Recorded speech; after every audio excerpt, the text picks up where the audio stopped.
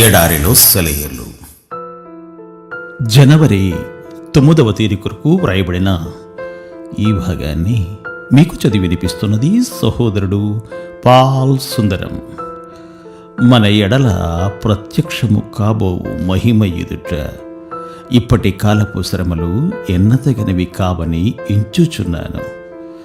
రోమియోలకు వ్రాసిన లేఖ 8వ అధ్యాయము 18వ వచనము. ఒక సీతాకోక చిలుకకి చెందిన ఒక ప్యూపాను దాదాపు సంవత్సరం పాటు దాచిపెట్టాను. అది చూడ్డానికి చాలా విచిత్రంగా ఉంది. అది కూజ ఆకారంలో ఉంది. దాని మెడ దగ్గర చిన్న రంధ్రం ఉంది. లోపల తయారవుతున్న కీటకం దానిలో గుండా చీల్చుకొని బయటకి ఎప్పుడూ వెళ్ళిపోయింది. ఖాళీ ప్యూపాకి కీటకం ఇంకా లోపలే ఉన్న ప్యూపాకి ఆకారంలో ఏమీ తేడా లేదు. ఆ రంధ్రం చుట్టూతా ఉన్న సిల్క్ దారాలు ఏమీ తెగిపోయినట్టు కానీ చెదిరినట్టు కానీ లేవు. కీటకం సైజుకి ఆ రంధ్రానికి ఉన్న తేడాని బట్టి చూస్తే కీటకం అసలు బయటికిలా వచ్చిందా అన్న ఆశ్చర్యం వేస్తుంది. లోపలి కీటకం పడే పాట్లు వర్ణించనలవి కాదు. జీవశాస్త్రజ్ఞులు కనుక్కున్నదేమిటంటే అంత చిన్న రంధ్రంలో నుండి దూరి బయటకు వస్తున్నప్పుడు ఆ ఒత్తిడికి ఆ కీటకం శరీరంలోని జీవద్రవాలు దాని రెక్కల్లోని నాళాల్లోకి వెళ్తాయట. ఎందుకంటే ఆ జాతికి చెందిన కీటకాల్లో అప్పటిదాకా రెక్కలు సరిగ్గా తయారు కావట. ఆ ద్రవాలు రెక్కల్లోకి ప్రవహించేదాకా ఆ రెక్కలు ఎగరడానికి పనికిరావట. నా దగ్గర ఉంచుకున్న ఆ ప్యూపాలో నుండి కీటకం చెరలో నుండి బయటపడ్డట్టు బయటికి రావడాన్ని నేను చూశాను. ఒక మధ్యాహ్నమంతా అప్పుడప్పుడు అటు ఒక కన్ను ఇస్తూ దాన్ని గమనించాను. అది ఓపికగా పాటుపడుతూ పెనుగులాడుతూ బయటపడడానికి ప్రయత్నిస్తూ ఉంది. ఎంత కష్టపడినా అంగుళమైన బయటికి పడినట్టు అనిపించేది కాదు. చివరికి నాకు విసిగెత్తింది. బహుశా ఆ రంధ్రం చుట్టూ ఉన్న దారాలు పొడిగా ఉండటం చేత సాగడం లేదేమో.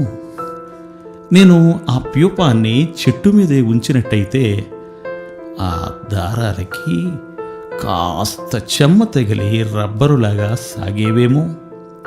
నేనే దాన్ని ఇంట్లోకి తీసుకొచ్చి దాని సహజమైన సాగే గుణాన్ని చెడగొట్టానేమో అనుకొని ఆ రంధ్రాన్ని వదులు చేద్దామనుకున్నాను. దాని సృష్టికర్త కంటే ఎక్కువ జ్ఞానం జాలి నాకే ఉన్నట్టు దానికి సహాయం చేద్దామనుకున్నాను. ఒక చిన్న కత్తెర తీసుకొని అది కాస్తంత తేలికగా బయటికి రావడానికి వీలుగా ఆ రంధ్రం అంచున కొద్దిగా కత్తిరించాను. చూస్తుండగానే హాయిగా తేలికగా ఆ కీటకం తన ఉబ్బిన శరీరాన్ని ఈడ్చుకుంటూ బయటకు వచ్చేసింది. దాని రెక్కలు మాత్రం కృషించిపోయి చిన్న చిన్న చింతాకులంతా ఉన్నాయి. ఆ జాతి కీటకాల రెక్కలు వెడల్పుగా ఇంద్రధనస్సు రంగులో మెరిసిపోతూ ఉంటాయి. ఆ రెక్కలు విచ్చుకుంటాయని, మిరుమిట్లు గొలిపే ఆ రంగులు అలరిస్తాయని నేను ఆ కీటకం వంక ఆతృతగా చాలాసేపు చూశాను. ఆ రంగులన్నీ ఉన్నాయి కానీ కంటికి కనిపించని చిన్న చిన్న బోట్లుగా ఉన్నాయి. నేను అనవసరంగా కల్పించుకొని ఆ రంగులన్నీ పూర్తిగా రూపుదిద్దుకొనకుండా చేశాను. కీటకాన్ని అలా బయటికి రప్పించడం గర్భస్రావం లాంటిది తప్ప మరేమీ కాదు. అది ఆకాశ వీధుల్లో రెక్కలార్చి ఎగిరిపోవలసింది. దయనీయంగా నా ఎదుట నేల మీద కాసేపు పాకింది అంతే.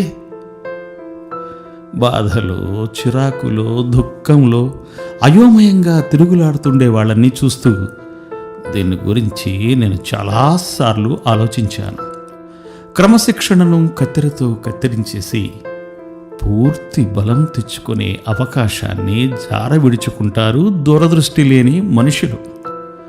కాసేపు ఉండి అంతరించిపోయే బాధను మనల్ని ప్రేమించే ముందు చూపుగల జ్ఞానవంతుడైన దేవుడు మన కోసం సిద్ధం చేస్తే మనం దాని నుండి మొహం చాటేసి అవిటివాళ్లగా మిగిలిపోతాము. మన తండ్రి తన పిల్లల్ని ప్రేమిస్తాడు గనుకనే తన పరిశుద్ధతలో వాళ్ళు పాలు పంచుకోవాలని వాళ్ళని శిక్షకు గురి చేస్తాడు. ఆయన పథకం ప్రకారం మన అంతం మహిమకరమై ఉంటుంది. అందుకనే వాళ్ళు ఏడ్చి గోలపెట్టినా ఆయన చలించడు. మనం శ్రమల మూలంగా మచ్చలేని వాళ్ళంగా అవుతాము. దేవుని పిల్లలు విధేయత అనే శిక్షణ పొంది శ్రమల ద్వారా మహిమలోకి ప్రవేశిస్తారు. దేవుడు మేము దీవించుగాక. ఆమేన్. ఆమేన్.